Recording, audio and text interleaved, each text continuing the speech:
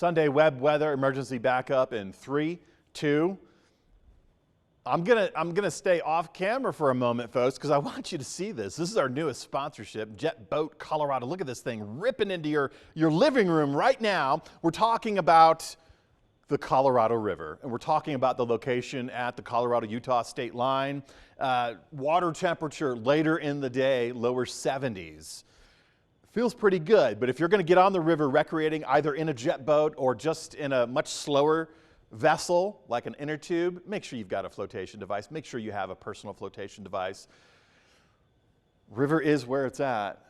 Mountain storms contributing, not so much to the river flow, more likely contributing to the clarity of the water.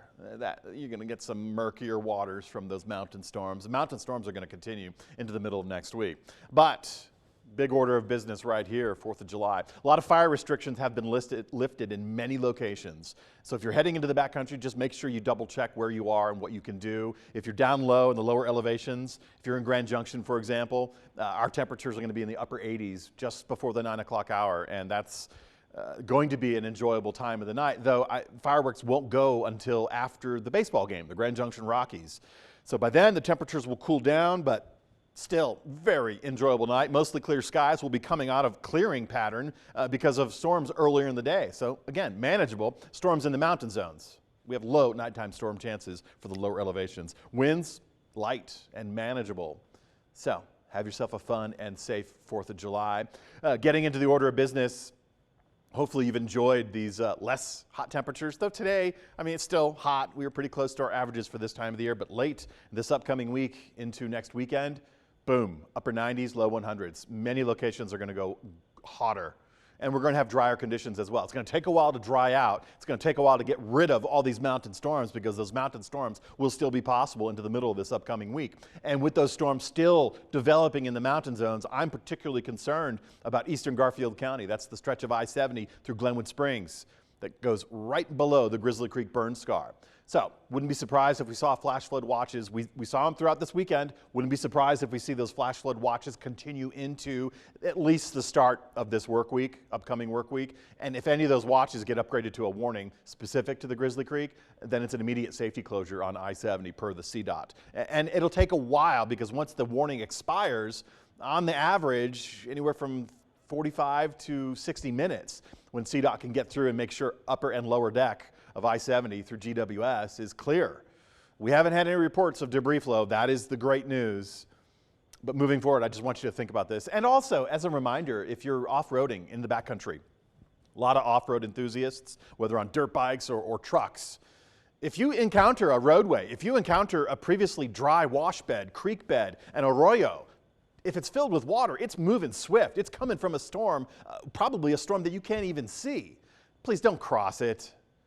Back up, go back to your camp. Don't go through it. I know it's fun to mud bog and splash, but you don't know the structure of that roadway. You don't know the conditions underneath that water. It doesn't take much, 1.5 feet, 2 feet, to sweep a car down the road, tumbling, turning, and you're out in the middle of nowhere. There's not likely going to be a quick evac. SAR takes a while to get notified, takes a while to mobilize. Just think about it. It's easier to turn around. You're still having fun. You're still having fun. Hot temperatures. We're going to be talking about heat safety late next week because we've benefited greatly in the last 7 to 10 days from this great pattern. Low pressure to the west coast, high pressure just to our east, scooping up rain potential out of the Gulf of Mexico, the GOM, out of the Mexican Plateau, the Sierra Madres, the northern Mexican mountains, out of the GOC, the Gulf of California, Eastern Pacific. Placement of these systems critical. We like it to go a little bit further to the south. If this high pressure system, which currently it's going to be fading to the north a little bit, that's going to send us into hotter conditions and less stormy conditions. Low pressure system on the west coast starts to drift to the north, cuts off that moisture tap, and we start dealing with drier conditions getting thrown in. And that's exactly what we have on store. We started it today. We're going to continue on Monday. It doesn't totally and immediately eliminate our storm chances. We still have them.